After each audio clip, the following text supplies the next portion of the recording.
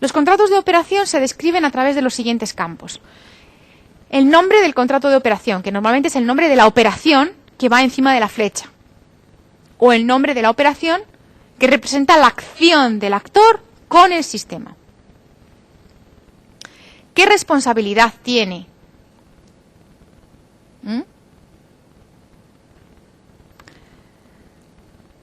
Referencias cruzadas. Esto está relacionado con la trazabilidad del software. Se refiere a qué requisitos está satisfaciendo y a qué casos de uso está satisfaciendo ese contrato de operación. Para no perder la trazabilidad de los requisitos. El campo notas son comentarios de diseño, algoritmos, etc. El campo excepciones son situaciones que se deben tener en cuenta, que pueden ocurrir durante la ejecución de esa acción. Las salidas son cosas que no corresponden a la interfaz, es decir, si es algo que sale por la interfaz, no es una salida. Normalmente, en la mayoría de las operaciones, este apartado va vacío, el apartado de salida. Las precondiciones son asunciones que se tienen en cuenta o que deben haber ocurrido antes de que se ejecute este contrato de operación, esta acción. Y las poscondiciones es el estado en el que queda el sistema tras la ejecución de esa acción. Como veis, con esta información yo voy averiguando en qué consiste esa operación. Me esfuerzo a averiguar en qué consiste esa operación a través de la descripción de estos campos. Es un ejemplo de contrato de operación, que es el ejemplo de insertar tarjeta en un cajero automático. Y como veis, ahí están detalladas cada uno de los campos que describen un contrato de operación.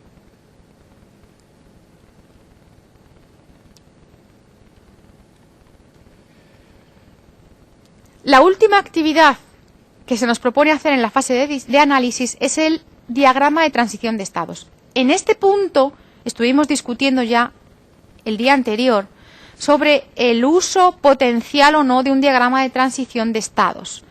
Si recordáis, yo os dije que había 3 casos en los que un diagrama de transición de estado pudiera ser útil, que son definir un caso de uso, definir el comportamiento del sistema y definir el comportamiento de una clase.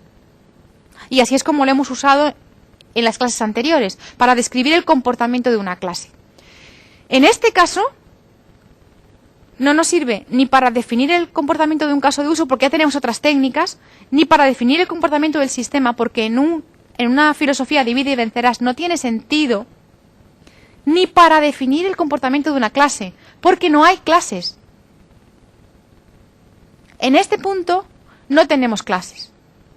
Aún no hemos llegado. Por eso yo sugería que esta actividad, que esta técnica, si es necesaria, la utilicéis cuando tengáis clases. Pero no en este punto que aún no hay clases. Es decir, que la idea sería trasladarlo a diseño. Entramos ya en la fase de diseño, en la que lo que hacemos es investigar más sobre el cómo funciona mi sistema. Es decir, a partir de la información que yo he recabado de la fase de análisis, ahora doy un paso más hacia el código y voy a ver cómo pudiera yo diseñar eso que finalmente tengo que implementar. Las actividades que se realizan en esta fase de diseño son la definición de los casos de uso reales. Ya os dije que normalmente no hay casos de uso reales. Con la descripción expandida es suficiente. Un caso de uso real, os recuerdo que es un caso de uso descrito a nivel de implementación y normalmente no hacen falta, salvo que sean sistemas de tiempo real, controladores de aviones, sistemas de control de centrales nucleares, etcétera, en el que sí hay una componente muy clara de codificación desde el principio del desarrollo. Se definen los informes y la interfaz de usuario, como lo habéis hecho siempre en cualquier tipo de desarrollo. Esto no tiene nada que ver ni con organización de objetos ni con UML. Esto es una interfaz, como se describe en todos los sistemas. Se refina la arquitectura del sistema, si es que ya se tenía. Si no se tenía, se construye. Se construyen los diagramas de interacción. Y aquí sí que tenemos que decir algo. Los diagramas de interacción son los diagramas de secuencia y colaboración.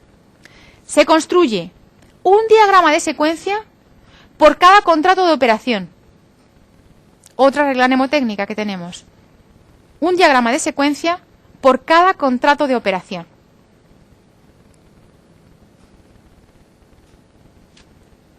Y en paralelo se va construyendo el diagrama de clases, que ya lo habéis construido muchas veces a la vez que hacíais los diagramas de secuencia, si recordáis. Y se van retroalimentando uno al otro, recordad.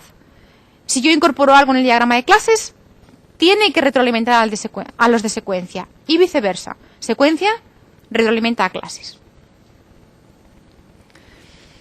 Se define un esquema de base de datos suponiendo que haga falta. Y con esto termina la fase de diseño. Estamos todavía en el primer ciclo, en una de las iteraciones, haciendo diseño. Lo siguiente que se hace es la codificación, se pasa a implementar cada uno de los casos de uso que se habían analizado y diseñado. Y aquí lo único que quiero destacaros es que hay dos modelos que no se ven en esta asignatura, que son de componentes y de despliegue, que sí que tenéis en el material de estudio en la parte de modelos avanzados. Entonces, lo único que quiero deciros es que en el diagrama de componentes lo que se identifica es qué piezas de software voy a tener, es decir, dónde se va a meter cada conjunto de casos de uso, en qué software va a ir metido, y el diagrama de despliegue lo que tiene es cada componente que has identificado, en el diagrama de componentes, en qué pieza de hardware va a ir. ¿Va a ir en un servidor? ¿Dónde va a ir? Y por último, sobre esa pieza de código que has construido, haces tus pruebas. Y las pruebas tampoco son objeto de esta asignatura. Tenéis otras asignaturas en las que se os explica cómo se hacen los casos de prueba, de caja blanca, de caja negra, etcétera, de aceptación, de integración, unitarias.